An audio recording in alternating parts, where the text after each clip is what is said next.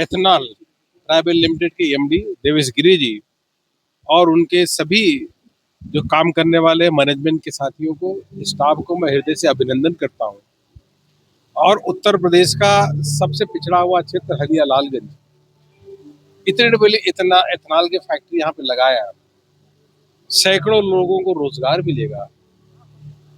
यह कभी हम मुझको लगता था कि हम मिर्जापुर में भी इस प्रकार के उद्योग लगेंगे क्या इस क्षेत्र में, यह सपना मैं सोचता था।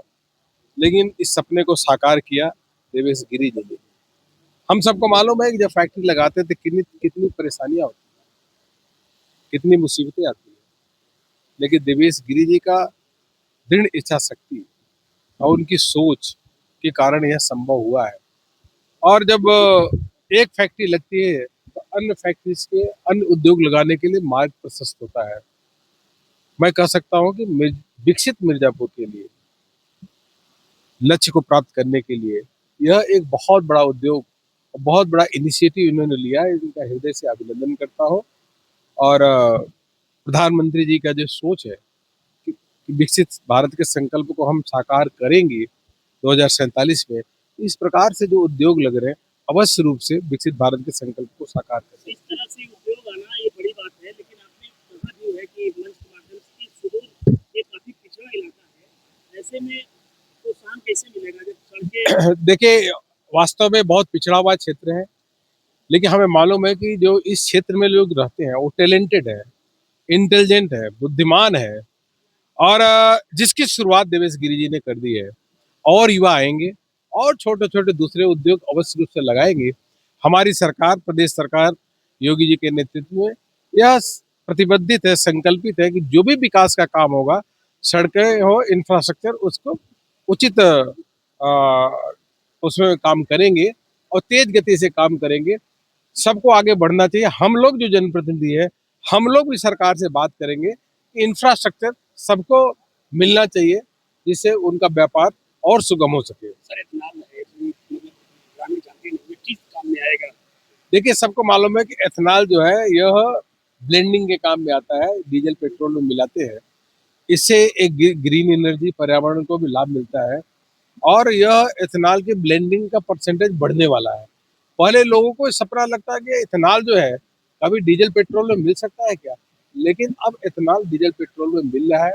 20% की लिमिट है, आगे आने वाले समय में यह भी बढ़ेगा। इससे हरित ऊर्जा के लिए बहुत बड़ा इससे सहयोग मिलता है और भारत ने करके दिखाया है कि हम एथेनॉल में आज विश्व में अग्रणी देशों में से एक है। क्या लाभ मिलेगा? ये ब्रसदेव एथेनॉल प्राइवेट लिमिटेड है। इसे ग्रामीणों को ये बेसिकली क्या है कि आपका राइस और मक्के से बनाया जाता है। और हमारे यहाँ लगभग आप मान के चलिए अप्रोक्सीमेटली लगभग लगभग 500 टन के लगभग पर डे का जो है कंजम्पशन है। मतलब लगभग ये मान के चलिए आप 14 से 15 गाड़ियां मक्का या राइस का यहाँ पे वो होता है, खपत होता है। इससे किसानों को सीधा लाभ मिलेगा। जो जो एथेनॉल की अभी गवर्नमेंट ने एमएसपी भी निर्धारित कर दी है 22 रुपए 50 पैसे के लगभग। और गवर्नमेंट हम लोग को एफसीआई जो हम लोग को डायरेक्ट जो है राइस भी प्रोवाइड करती है 23 रुपए 20 पैसे में। और इसकी पूरी सप्लाई जो है वो गवर्नमेंट को है, आईओसीएल, बीपीसीएल और एचपीसीएल। इससे हमारे यहाँ 2 लाख लीटर पर डे का प्रोडक्शन होता है।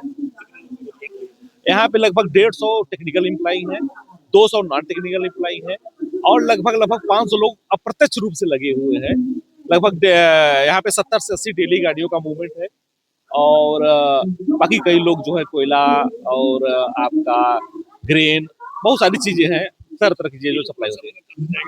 ये इसका प्रोडक्शन आईओसीएल, बीपीसीएल, एचपीसीएल में जाता है। आप मुगलसराय भी जाता है, इलाहाबाद भी जाता है। गवर्नमेंट उसको हम लोग को पीओ प्रोवाइड करती है और ऑल ओवर इंडिया में कहीं पे भी भेज सकती है। ये बहुत मजेदार कहानी है। 3 साल पहले लगभग हमारे दिमाग में एक आया, हमारे एक बड़े भाई थे, बड़े घनिष्ठ मित्र थे। उन्होंने कहा कि देवेश जी आपके पास जमीन है तो आप एक इथेनॉल का वो लगाइए, और उस समय गवर्नमेंट का इसमें बहुत ज्यादा फोकस था, तो हम लोग भी इस पे कूद गए और माँ विंध्यवासिनी की अनुकंपा से जो है हम लोग को सफलता मिली। देवेश जी, आप युवा व्यापारी हैं, युवाओं से क्या कहना चाहेंगे? युवाओं को आगे आना चाहिए और व्यापार स्टार्ट करें, और सबसे बड़ी बात है सिर्फ अपनी भलाई न देखे, जिससे जनता की भी भलाई हो वो कार्य करे, जिससे 10 लोगों 20 लोगों को रोजगार मिले, अपने सोच को आगे बढ़ाएं।